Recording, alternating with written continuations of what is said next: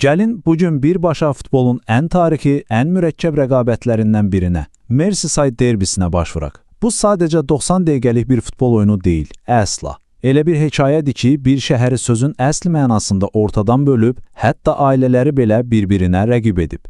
Və bu hekayə bilin 130 ildən çoxdur ki, davam edir. Hekayəmizə birbaşa bir dövrün sonundan başlayırıq. Gözünüzün önünə gətirin. Goodison Parkda oynanılan son derbi. Stadiondakı hava o qədər gərgindir ki, toxunsan partlayar. Bu adi bir oyun deyil. Bu bir qalanın son müdafiəsidir, son döyüşüdür. Gəlin o tarixi gecənin xatik anlarına birlikdə nəzər salaq. Deməli, tarix 12 fevral 2025. Goodison Parkdakı son derbi. Hesab 2-2'dir. Oyunun son anlarıdır və James Tarkovski'nin vurduğu bərabərlik qolu bütün stadionu ayağa qaldırır. Amma əsl şovu bilin baxalım nə vaxt başlayır? Təbii ki, final fitindən sonra. Evertonlu Doucouré ilə Liverpoollu Curtis Jones arasında elə bir qovla düşür ki, hakim hər ikisinə də qırmızı vərəqə göstərməli olur. Bax, bu anlar, bu xaos 130 illik rəqabətin bütün emosional DNT-sini bir neçə saniyəyə sığdırır. Yaxşı, bəs bütün bu nifrət, bu gərginlik hardan gəlir? Necə oldu ki, bir şəhərin iki komandası bir-birinə bu qədər düşmən kəsildi? Cavab sizi, deyim ki, bir xeyli təəccübləndirə bilər. Hər şey bir klubun öz içindəki parçalanmayla başladı.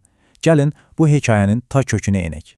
Deməli, hər şey 1892-ci ildə başladı. O vaxtlar təsəvvür edin, Everton bugünkü əzəli rəqibinin evində, yəni Enfield'da oynayırdı. Qərbə səslənir, elə deyilmi? Amma klub rəhbərliyi ilə stadionun sahibi John Holding arasında pul para idarəçilik üstündə ciddi bir mübahisə yaranır. Nəticə, Everton stadionu tərk edir, Stanley Parkın o bir tayına, Goodison Parka köçür. Holding isə boş qalmış Enfield'da özü üçün yeni bir klub yaradır, Liverpool. Beləcə, bir klubun içindən iki qan düşməni doğulur. Amma bu sadəcə bir pul davası değildi, qətiyyən. Bu əslində iki fərqli dünyanın, iki fərqli fəlsəfənin toqquşmasıydı. Baxın, Everton idarə heyətindəkilər daha çox liberal partiyaya yaxın idilər və içki biznesinə qarşı idilər. Stadion sahibi Holding isə mühafizəkar partiyasının üzvü və şəhərin ən böyük pivə istehsalçılarından biri idi.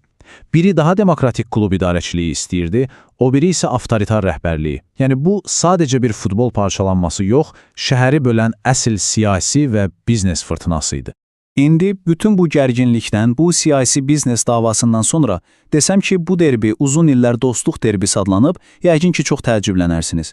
Bəs bu necə mümkün olub? O ləqəb hardan gəlib və necə olub ki, hər şey dəyişib? Gəlin bu terminin arxasındakı hekayəyə baxaq. Dostluq derbisi anlayışı ondan irəli gəlirdi ki, o vaxtlar Liverpoolda bir ailənin içində həm mavilər, həm də qırmızılar olurdu.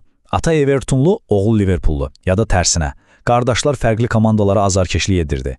Bu stadionlarda azarkeşlərin bir-birindən ayrı yox, qarışıq oturduğu nadir derbilərdən biri idi. Və bu birliyin, bu dostluğun zirvə nöqtəsi bəlkə də 1984-cü ildəki Liga Kuboku finalı oldu. Wembley'də hər iki komandanın azərkeşləri çiyin-çiyinə dayanıb birlikdə qışqırırdılar. Merseyside, Merseyside. Onlar rəqib yox, öz şəhərlərinin təmsilçiləri kimi çıxış edirdilər. Bugün belə bir şeyi xəyal etmək belə mümkün deyil, hə? Yaxşı, bəs nə oldu? O gözəl günlər hara getdi? O dostluq ruhu necə buxarlanıb yox oldu və yerini bu aqressiyaya verdi? İndi gələn müasir dövrün sərt reallıqlarına keçid alaq. O, dostluq derbisi ləqəbinin artıq tarixin tozlu rəflərində qaldığını göstərən ən tutarlı sübut nədir bilirsinizmi? Qırmızı vərəqələr. Bu derbi artıq dostluqla deyil, qırmızı vərəqələrin sayı ilə ölçülür. 23. Baxın, bu sadəcə bir rəqəm deyil. Bu, Premier Liga tarixində başqa heç bir qarşılaşmada görülməmiş bir rekorddur. Yəni, bu rəqəm özü hər şeyi deyir əslində. Meydandakı gərginliyi, mübarizəni və bəzən həddi aşan o aqressiyanı. Və bu aqressiyanın meydandakı simvolları kimlər olub desək, ağla ilk gələn iki ad var. Hər iki klubun əfsanəvi kapitanları, Steven Gerrard və Phil Neville. Onların hər ikisi bu derbidə düz 2 dəfə meydandan qovulub. Bu da göstərir ki, bu oyun onlar üçün nə qədər şəxsi və əhəmiyyətli olub. İndi isə gəlin hekayəyə başladığımız nöqtəyə qaydaq. Goodison Parkdakı o son, o xaotik döyüşə.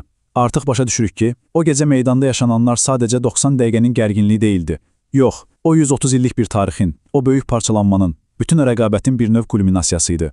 Goodison Park 1892-dən 2025-ə qədər. Bu stadion daşdan divardan ibarət bir yer değildi. O, derbinin ruhunun, kimliyinin bir parçasıydı. Hər küncü, hər oturacağı xatirələrlə, tarixlə doludu. Everton'un buradan ayrılması sadəcə bir köç deyil, İngiltərə futbolunda bir dövrün qapanması deməkdir.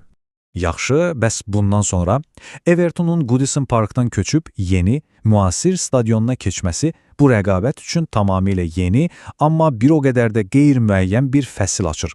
O səhifədə nələrin yazılacağını isə hələ heç kim bilmir. Və bu da bizi hamımızın düşündüyü o son suala gətirir. Görəsən, yeni, müasir, şüşəbənd bir stadion bu qədər köklü, bu qədər çılğın bir derbinin ruhunu dəyişə biləcəkmi? O simvolik Stanley Park məsafəsi aradan qalxanda rəqabətin odu sönəcək, yoxsa bu hekayə yeni arenada daha da şiddətli alovlanacaq?